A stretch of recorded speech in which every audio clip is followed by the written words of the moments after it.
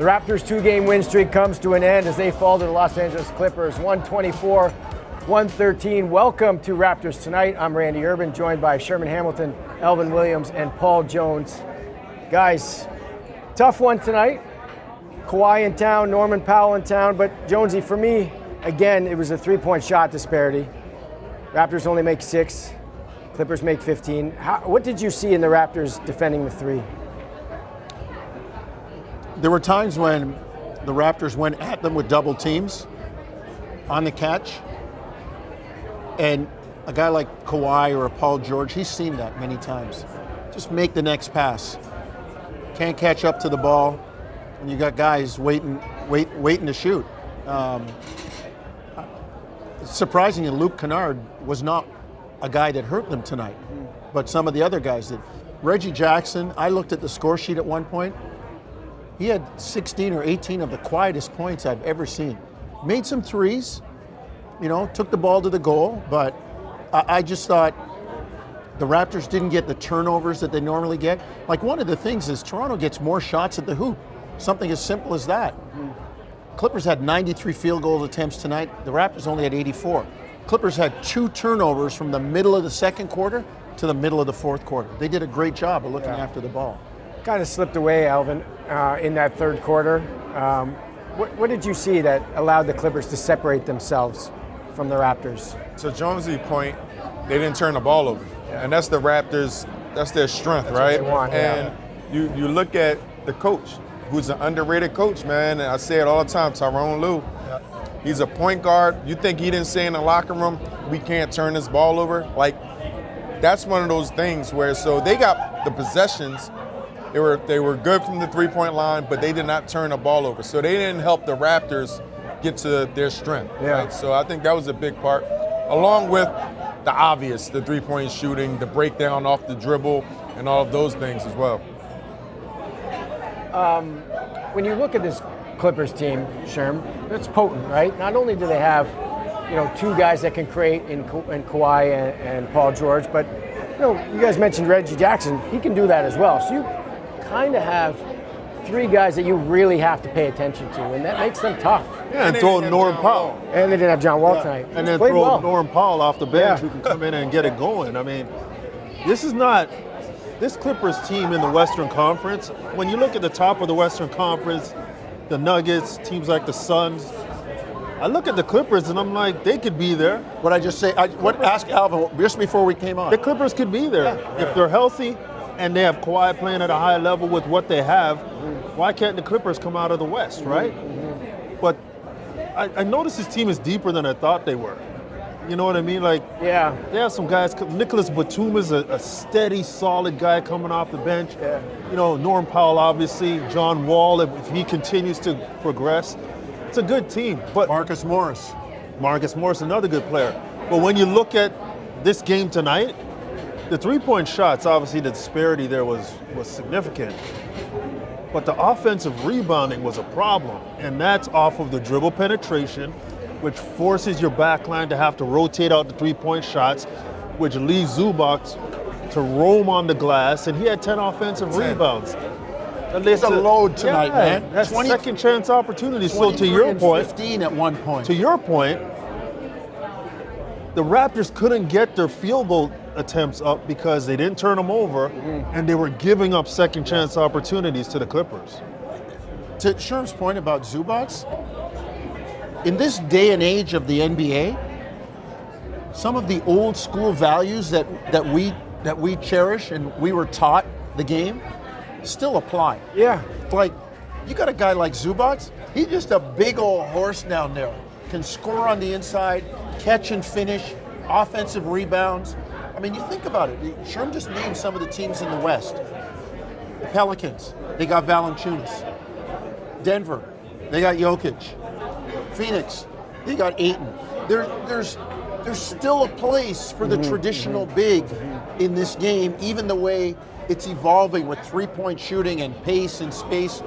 Those big guys never go out of style, and Zubac was that tonight. If he would keep the ball up, if he didn't bring the ball down, he would have so many more opportunities at the back. He drops the ball, he brings it down for the little guys to get a piece of it so he can power up. If he catches high and finishes high, he'd have way more opportunities. Well, he did have 30 and 29 the other night. Let me ask you guys this, since you guys believe in the Clippers. How is this team different? And I'm asking because I don't know. From the team that lost to Luka Doncic a couple years ago, right? Kawhi was there before Kawhi got hurt, and Luka, I think, hit the game winner against Reggie Jackson was guarding. Yeah. Like, it's always something about the Clippers to me. It's like, I don't know if they're cursed. I don't know what it is, but like really moving forward, you guys really think that they can be that team coming out of the West? I think if they're healthy, I think they could be, Al. And here's one thing that I think they have, even though, as you pointed out, it's much of the same team in terms of the makeup. Ty Lue's in charge. Yep. Not that Doc Rivers couldn't be, but they've got scars. They've got playoff Experience. hurts. Yeah, experience, right? They've got those scars. They've got that. Oh man, we know what it's like to let it go, to be hurt in the playoffs, to have that bitter taste in your mouth. And you call it experience. I think there's something to be said for that. Yeah. And they got a guy who can just, if he's healthy, he can just throw everything on his back and get it. Yeah. Like Kawhi we saw it here. He can just go do it if he has to. I don't know if he's healthy enough to do it at this point, but if he gets back to that point, they have that guy. Yeah. I think the biggest key with them too, how does Paul George and Kawhi connect? Right? You have two great players, phenomenal players, but at some point it has to be a player that's like the guy, and how does that other guy play off of them? Like to play off. Like even when Kawhi was here, he was the guy, and everybody else played off of him. To me, who's going to be the guy? I think Kawhi's the guy. Think so? And I think Paul George is okay with that, but I think Paul George could step in because he has been the guy too. And then, again, Ty Lue sat back when it didn't go well for Doc Rivers and probably watched and learned a few things. And to me, that's where I say they have the scars. Yeah, and even you think about Ty Lue in Cleveland, I think those are for the kids. like he had two guys that were the guys. Yeah. He had LeBron and he had Kyrie. LeBron was obviously the guy, Right. but Kyrie made a lot of plays during the championship run. So Ty Lue has experience in that, and I think Sure. he'll figure that out. Yeah. All right, we got a audience question. Yep. Come on in here, bud. Let's bring in. Oh, here we go. Get in here. All right. Stand right here. Okay. Let me get in here. See that? See that? See that dance move, Al?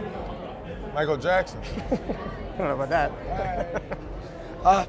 So my question is that. So first of all, what's your okay. name? My name's Leos. I was Leos. watching the game. Okay. Hold on. I got the drop on Leo.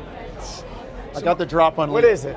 His godfather, Leos. his godfather, Bill Manos, was a star point guard at York University. He was good. Really, eh? He was better than me. Then, but not yet. not yet. Yeah. Maybe not. Soon I'll be better. Yeah, for sure. exactly. My question is that moving forward, do you think the Raptors will need a more true center to play that position instead of relying so heavily on our undersized forwards to play that position and have to battle against Zubac? Because like tonight, he had around 16 boards. I think that was like a key point in the Clippers win tonight. Yeah, we were just talking about that. Yeah. Like, do they need somebody more experienced, or what do you think? In terms Sherman? of, Just like battling some of these guys that are like heavy loads down low. it's a philosophy-based thing, right? The Raptors have decided that they want to go with that 6'8", 6'9" across the board, and they feel they can neutralize bigs that aren't as mobile. The problem they're facing now, especially in a game like this, is when you have elite perimeter players like Paul George and Kawhi Leonard who attract so much attention. Zubac gets to roam free on the glass, and your team isn't able to keep those guys in front of him. So to me, it's a philosophy thing. If you believe you want that big body to match up, you find it. But the Raptors have believed in the general overall size, and they're going to try to attack you and make you play their game. You get hurt in a game like this, though, with a guy who roams like that. I'll say this about Zubac too. He understands his lane, right? He knows where his bread is buttered. Yeah. When there's penetration and into the lane and you know, we've talked about it. The back line has to rotate up. Yeah. You dump it off to him, that's a dunk. Yeah. That it is. And when you don't turn it over, turn them over, and they're able to beat you on the dribble, he's a guy in there that can finish. Yeah. And he made free throws tonight. He did. He's only a 67% shooter. Yeah. At one point, he was like 6 of 6, 5 of 5. I'll answer that question. Hell yeah, they need a big. I think because a big, but it gives your team versatility, and it gives your team different looks. Like, and when you get to playoff and postseason, you have to slow the game down. You have to figure out different ways to score the basketball. If you think about when the Raptors, they won the championship in 2019, they had two bigs. We had Marcus Gasol, we had Serge. Marcus Gasol and Serge, right? But they were able to have a versatile lineup. They could do different things. They could have a big guard at Joel Embiid, stuff like that. Now, the traditional big is not the same with the value, or I don't want to say value, just the role responsibility. But you do need somebody, if you do run into someone that's bigger, more physical, just to help your team out defensively and offensively, give a look. But it has to be, it can't just be anybody. You can't just get a 7-footer off the street. It has to be somebody that, to Sherman's point, that fits your philosophy and who you're going to utilize to a point where it'll help your team win. And when you think about it, if you look across the league right now, there's very few bigs. Zubac is kind of a different big in the sense that he doesn't shoot the three. No. Usually those big guys are shooting the three. They can step out. You think of a Jonas. Even an Ayton can hit like a 15, 18-foot jump shot. He doesn't shoot anything outside the paint, Zubac. So he's kind of unique because he's got two killers beside him in the perimeter, and Paul George and Kawhi Leonard, who can just flat out go get it and create so much attention that he can roam free. So he's in a very good situation for his skill set.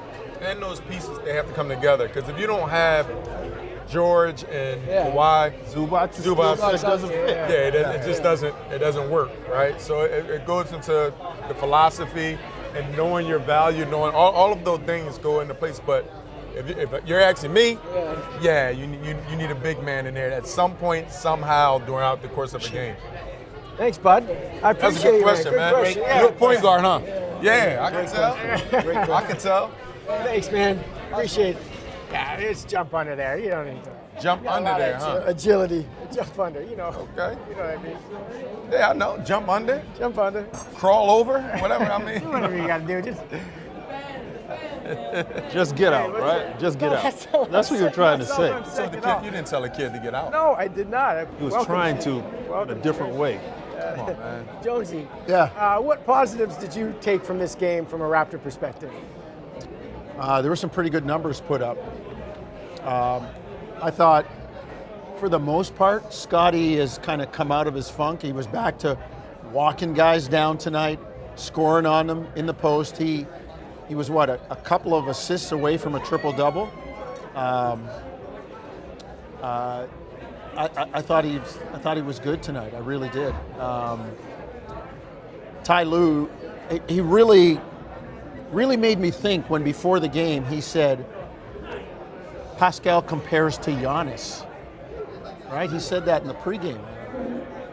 Talked about attacking, going downhill, playmaking, getting into the lane, his relentlessness. Like, geez, that's... Yeah, there's something there for sure. Yeah. Pretty good comparison in that sense. And he was Player of the Week this week, monster numbers. What I'm loving about him, Sherm, is he's absorbing the contact and then using it to his advantage, which is different than in years past, I felt like, when he was kind of getting pushed off some of those spots. Like, he's really taking it to them. Yeah, out of last season, there was a couple of things I thought Pascal needed to work on. His left side of his body, finishing and turning that way, and his strength, because to your point, he had all the moves, he had the quickness, but when he met resistance, he couldn't maintain his line. He would get knocked off balance. Now, to your point, he's figured out his left side very nicely. He's getting to that left hand and he can finish in multiple ways now. And he's actually initiating contact. And that's when you know a guy is confident in his skill set and his strength to be able to hit people. Now, what we saw today is there's levels to it, because he hit Kawhi a couple times and Kawhi didn't move. Yeah. And it's tough for Pascal to make that shot, but Pascal's strength is much improved. His balance is better on his shots, and that's why now, when he uses his quickness, it's a complete advantage because he can take that hit and still finish going in the direction he wants to go. As a point guard, do you see that his handle is better? Yeah, I mean, it's all around game. His handle is better, and I mean, what else? His ball pass, his passing. Yeah. Like it didn't result into made baskets, but he was finding his teammates. If they would have made Talked about a this few before. of those shots, he would have had a triple-double. Yeah, Like yeah. he was right there. He was finding people, he was drawing, collapsing, finding. Like his just overall game, and Sherman hit around the head. His left hand is much better. His balance is better. His strength is better. Balance, And yeah. he figured it out early on. He bumped into Kawhi. Oh, at the end, I'm gonna go right at you. Dip the shoulder. He start going to the rack. So he figured it out. So as a scorer, those are a few things. All right, let me see how the defense is playing me. Let's see. And then he figured it out through the course of the game. He would have had another 40-some point game. I don't know. What did he end up with? 36. 36. He missed how many free throws? Yeah. So that's a 40-some, 12 assist type of game that he could have had. That's Luka Doncic. People that praise those guys. Yeah. That's what he's doing. Yeah. Now has to transfer into wins. Like that transfers into wins. Back to the Ty Lue point, he also defends. Yeah. Like he just doesn't pay it lip service and save his energy for offense. He knows that he has to do that if his team's going to be successful, be a two-way player. Yeah, yeah. All right, we got another fan question, right? Another fan question. We have a mic. Demetrios, where you at? Demetrios not here. We got another fan Around here somewhere. coming in. Get in here, bud. Here. Okay. Yeah, just get under that. Young. Yeah. Just use the. Young. Jump under Yeah. that. What's up, man? What's your name? My name is Demetrios, Demetrios. Okay, I got it just right. said No, I just Demetrios want to where make you- sure I was getting it right. and Come on, dog. That was a wasted sentence. and I'm learning this in media. Don't waste your sentences. I'm over there, you know. Okay, I'm just learning some things. and my question is, how can the Raptors compete against a team with so much offensive power? Alvin? I mean, at the end of the day, the word you use is compete. No matter what they have, you have to compete. And I think it always starts. A lot of people make a lot of the three-point shooting. I look again. I think they had 124 points. Yeah. You're not going to beat a team 124 points. If you can limit their opportunities and all of those things, 110, 109, 100, the Raptors will have a chance to win. I think they scored 112. Yeah. Offensive power, it comes. That's part of it. But defensively, you always have to step up to the plate and Yeah, compete. because what we need is some like more pressure because. at Oh, the so end of this the is not questions. You're giving suggestions now. All right. Yeah, let me listen. Yes, yes. like at the end of the game, we had much more pressure than we did like during the third quarter when we were down. Okay. All right, yeah. Hard to keep those guys in front of you. You know, guys can handle the ball. Reggie Jackson, Kawhi Leonard, Paul George. They break you down. All of a sudden, you're trying to catch up to the ball, and I don't care if you're Usain Bolt. You're not going to outrun a pass. Right. No, you're right. And Yeah. he got the answer to it. No, I don't have the answer. I will say this. It's amazing how quickly people can forget, I feel, how good Yep. Kawhi Leonard is. And even when he's not scoring, he had, 8 assists? Because they tried to double team him, at times triple team him, and he found teammates. And now when you get to shoot practice shots because you're so wide open, it becomes difficult to scramble on the back end and find guys. But the elite level of Kawhi Leonard and the elite level of Paul George, it's hard to match up with that. And when you have to send a second body, it shows that individually, you're going to give something up. yeah. And you're going to give up a three-point shot. You're going to give up an offensive rebound. And it's difficult to do that. So the compete part of it, the Raptors will do that. They will compete. They're not a team that quits. They will play hard. But executing against higher level talent consistently becomes more difficult, and your mistakes, your margins for mistakes, get that much smaller when you're playing against quality opponents. Well, think about that point. Kawhi Leonard's double team, he gives it up to Paul George. Now you've got a 4-on-3 with Paul George handling the ball with the advantage situation, right? Or if it's Paul George that's doubled and he gives it to Kawhi Leonard. It's a 4-on-3 for them, and they got an elite player making the decisions. That's tough. That's tough. And on, man, I forgot my thought. You're tearing that chicken up. I didn't even. I just picked it up. With a fork. He picked it up with Yeah, a picked it up fork. with a fork. Yeah. But it goes like the elite and competing. It's also ready to adjust the game plan because you see some situations where the Raptors love to pressure. They love to pressure the ball. What the Clippers start doing is start setting high pick and rolls. Yeah. So I'm pressuring the ball. Scotty, those guys guarding the ball, they're turning, they're fighting over the screen. Now you have a Reggie Jackson, you have a Paul George, you have these guys coming downhill at a bigger guy. So sometimes you might say, and I saw Nick Nurse say it tonight, go under the screen, like meet them there and don't go over because now it's a downhill. So defensively, you got to be in tune with what the game plan and how the game is being dictated. A lot of times the game will dictate itself the way different things are happening, and you got to be ready to adjust. Thanks, bud. Great questions. Love you. Appreciate I love you. I love your suggestions better. Yeah. That's all that. Good job, buddy. Good job, my man. Good stuff, guys. Should we end it there? I want to ask you real quick about Norm Powell. They gave him a great ovation here, obviously with the championship team 2019. Do you have a favorite memory of Powell during that run, Jonesy, real quick? Well, not during the championship, his first year. The first year the Raptors won a 7-game series and they beat Indiana. He had the dunk. The dunk. Dunk. But that whole series, Yeah. it was like, they say your legacy legends are made in the playoffs. And that's where we first saw playoff Powell, right? Like as a young kid, he's guarding Paul George. I just love Norm's attitude toward the game. His whole thing about understand the grind. He was adamant about this game. It's my old team, just another game. Norm was like, hell no. I got that thing circled on the calendar. Yeah. My first time back to Toronto since 2020. I'm going back and I'm going to use the kitchen and I'm going to let them remember that I was here cooking at one point. Yep. And he did. Yep. I love the fact that he was always professional. Yep.